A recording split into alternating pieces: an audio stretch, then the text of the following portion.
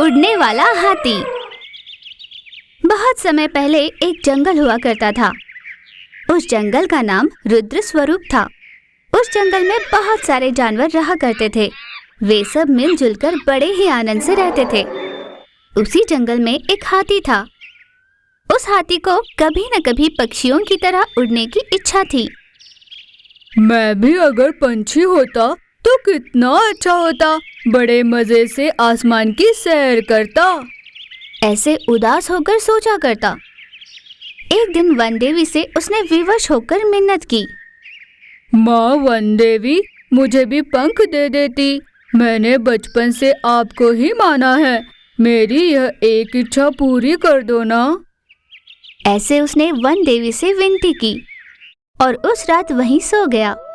पूरी रात वहीं सोने के बाद जब वह सुबह उठा तो आश्चर्यचकित हो गया। उसके पंख निकल आए थे। हे माँ वन देवी, तुमने मेरी इच्छा पूरी की। तुमने मुझे पंख दे दिए। हाथी बड़ा ही खुश हुआ। वन देवी का आभार प्रकट करने लगा। उसके बाद हाथी यहाँ से वहाँ, वहाँ से यहाँ उड़ते घूमते हुए खुश हुए जा रहा था।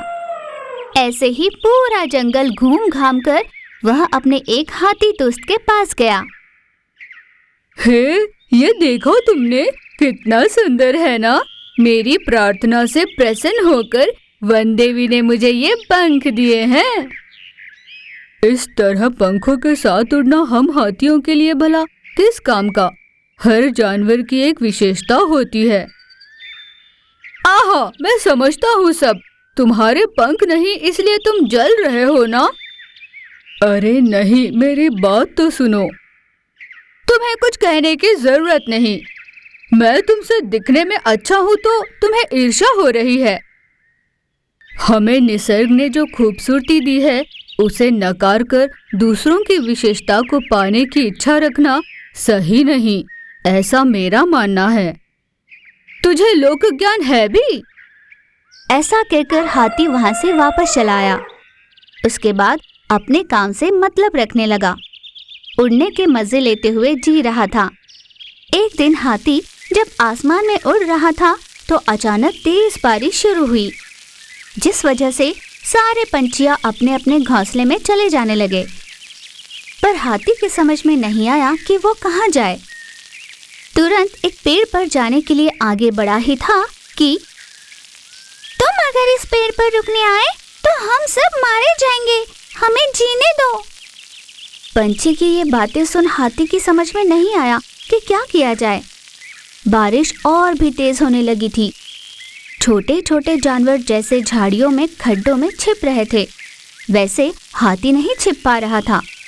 फिर वह एक गुफा के पास पहुंचा।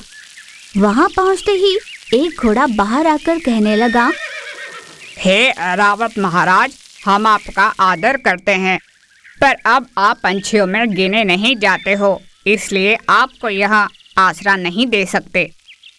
ऐसे साफ साफ कह दिया। हाथी के पास कोई रास्ता नहीं बचा था। पंछियों के घोंसले में जा नहीं सकता। बाकी जानवर उसे आने नहीं दे रहे थे।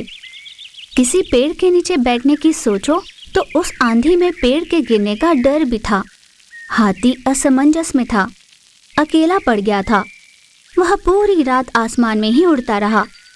आखिरकार उड़ उड़कर बारिश में भीगकर थक हार कर गिर पड़ा और उड़ नहीं पा रहा था। कुछ दिनों की नींद के बाद उसको होश आया। आंख खोलकर देखा तो उसके सामने उसका मित्र हाथी था। 2 दिनों तक जागकर उसकी सेवा की थी उसने। पंख वाले हाथी को अपने गलती का एहसास हो गया था। जिसका जो धर्म है उसको उसी का पालन करना चाहिए। उस दिन से उसने ऐसी इच्छाओं को रखना छोड़कर अपनी विशेषता के साथ खुशी से जीने लगा। इस कहानी से हमें ये सीख मिलती है कि जो अपना नहीं उनको पाने की इच्छा रखना समझदारी नहीं।